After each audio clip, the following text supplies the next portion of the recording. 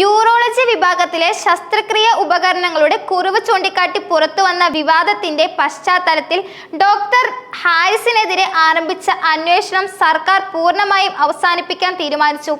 ആരോഗ്യവകുപ്പ് അന്വേഷണം മുന്നോട്ട് കൊണ്ടുപോകില്ലെന്ന നിലപാട് സ്വീകരിച്ചതോടെ അദ്ദേഹത്തിനെതിരെ നടപടിയെടുക്കാൻ അന്വേഷണ സമിതിയും ശുപാർശ ചെയ്തിട്ടില്ല.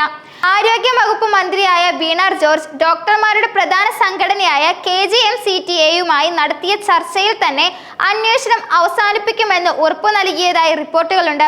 ഇതിന്റെ അടിസ്ഥാനത്തിലാണ് ഡയറക്ടർ ഓഫ് മെഡിക്കൽ എഡ്യൂക്കേഷൻ തിങ്കളാഴ്ച ആരോഗ്യ വകുപ്പ് സെക്രട്ടറിക്ക് ഔദ്യോഗികമായ റിപ്പോർട്ട് സമർപ്പിക്കാൻ പോകുന്നത്.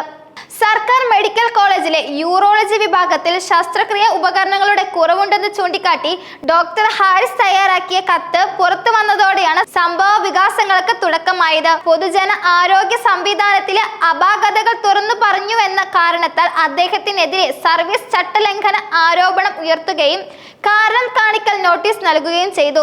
ഡോക്ടർ ഹാരിസ് തന്റെ നിലപാടിൽ ഉറച്ചു നിന്നു. ഉപകരണങ്ങൾ കാണാതായതല്ല, ചിലത് മാറ്റിവെച്ചതാണെന്നും ചില ഡോക്ടർമാർക്ക് ആ ഉപകരണങ്ങൾ ഉപയോഗിച്ച് ശസ്ത്രക്രിയ ചെയ്യുന്നതിൽ പരിചയമില്ലെന്നും അദ്ദേഹം വ്യക്തമാക്കിയിരുന്നു. രോഗികളുടെ ചികിത്സാ നിലവാരം മെച്ചപ്പെടുത്താനാണ് തന്റെ ശ്രമമെന്നും അത് വ്യക്തിപരമായോ രാഷ്ട്രീയപരമായോ ലക്ഷ്യത്തോടെ ചെയ്തതല്ലെന്നും അദ്ദേഹം ഉറപ്പിച്ചു പറഞ്ഞു. ഡോക്ടർ ഹാരിസിനെതിരെയുള്ള നടപടികൾക്കെതിരെ മെഡിക്കൽ രംഗത്തും പൊതുസമൂഹത്തിലും വ്യാപകമായ പ്രതിഷേധം ഉയർന്നു.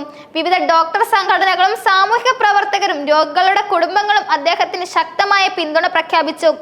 ജനാരോഗ്യ രംഗത്ത് അപാകതകൾ ചൂണ്ടിക്കാട്ടിയ ഒരാളെ ശിക്ഷിക്കുന്നത് പൊതുജനങ്ങൾക്ക് നേരെയുള്ള അനീതിയാണ് എന്നായിരുന്നു പ്രതിഷേധക്കാരുടെ വാദം.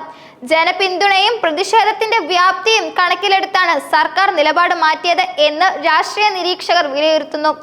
ആരോഗ്യ വകുപ്പ് ഈ വിഷയത്തിൽ പിന്നോട്ട് പോകുന്നത് സർക്കാരിന് ഒരു തിരിച്ചടിയായും ജനാഭിപ്രായത്തിന് ശക്തി തെളിയിക്കുന്ന സംഭവമായും അവർ കാണിക്കുന്നു. ആരോഗ്യ രംഗത്ത് ഉത്തരവാദിത്തവും സുതാര്യതയും ഉറപ്പാക്കുന്ന രീതിയിലുള്ള നടപടികളാണ് ഭാവിയിൽ സർക്കാർ സ്വീകരിക്കേണ്ടതെന്ന ആവശ്യം സാമൂഹിക തലങ്ങളിൽ നിന്ന് ഉയരുന്നു.